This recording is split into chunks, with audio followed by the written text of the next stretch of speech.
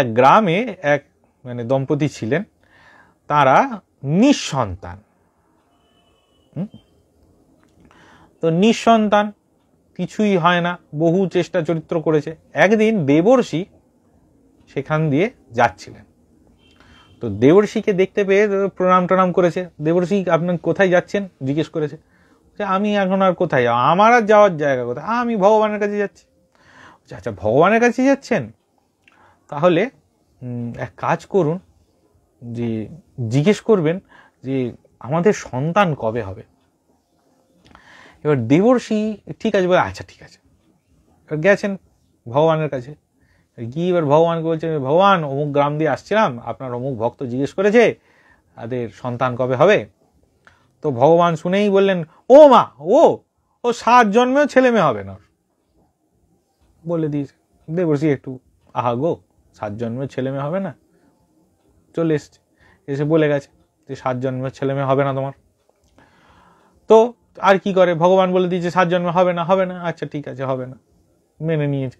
এর কিছুদিন বাদে সেখানেতে এক সাধু এসেছে, এসে ভিক্ষা করছে। ভিক্ষা করছে কি বলে, বলছে একটা রুটি দেবে একটা ছেলে হবে, 2টো রুটি দেবে 2টো ছেলে হবে, যটা রুটি দেবে তটা ছেলে হবে। ঠিক আছে, এইবার শুনেছে, বলছে বাবা, ভগবান বললো আবার আবার বলছে আচ্ছা ঠিক আছে দি, কটা রুটি দিয়ে তো আর মানে ভিখারি হয়ে যাবো না রে বাবা। ঠিক আছে, ওদের ঘরে 7খানা রুটি ছিল, 7টা রুটি দিয়েছে। সঙ্গে সঙ্গে সেই সাধু আশীর্বাদ করে, তোমার 7টা ছেলে হবে। এইবার কদিন বাদে দেবর্ষি ওদিক দিয়ে যাচ্ছিলেন আবার, এবার রাস্তাতে খেলে বেড়াচ্ছে বাচ্চাগুলো। এবার বাচ্চাগুলোকে দেখে এবার দেবর্ষি, এই কার ছেলে কার ছেলে, ওরা এবার ছুটে এসে বেরিয়ে বলছে, ঠাকুর আমাদের ছেলে। দেবর্ষি তখন মনে করছে, আরে আমি তো ভাই ভগবান বলে দিয়েছিলেন এর 7 জন্মেও ছেলে, এতে এই জন্মেই 7টা ছেলে হয়ে গেছে। তখন এবার বলছে ভগবান বললেন আপনি হয়তো মিথ্যে কথা বলেছেন বলছে। তখন এবার দেবর্ষির একটু খারাপ লেগেছে।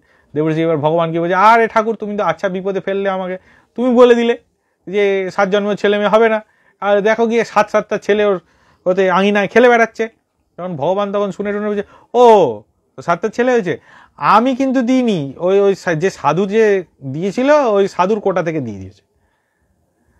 তো এখানে মরালটা হচ্ছে কি যে সাধু তার সৎকর্মের যে কোটা সেই দিয়ে কিন্তু অনেক সময় আশীর্বাদ করতে পারেন, কিন্তু সব সময় নয়।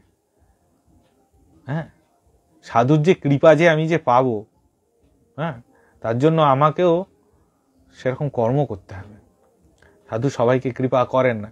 তারপর আরেকটা জিনিস, খুব সাধকদেরকে আমাদের ভাবি যে গিয়ে আমরা সাধুর থেকে ছিনিয়ে নিয়ে নেব, সেই কারণে সাধুকে আমরা বিরক্ত করে ফেলি, উৎপাত করে ফেলি। সেটা করাটা উচিত না। সাধু নিজে থেকে দেবেন, তার জন্য সাধকের যাতে কৃপা হয়, তার জন্য কিন্তু সাধকে মানে ঈশ্বরের কাছে কৃপা ভিক্ষা চাইতে হয়।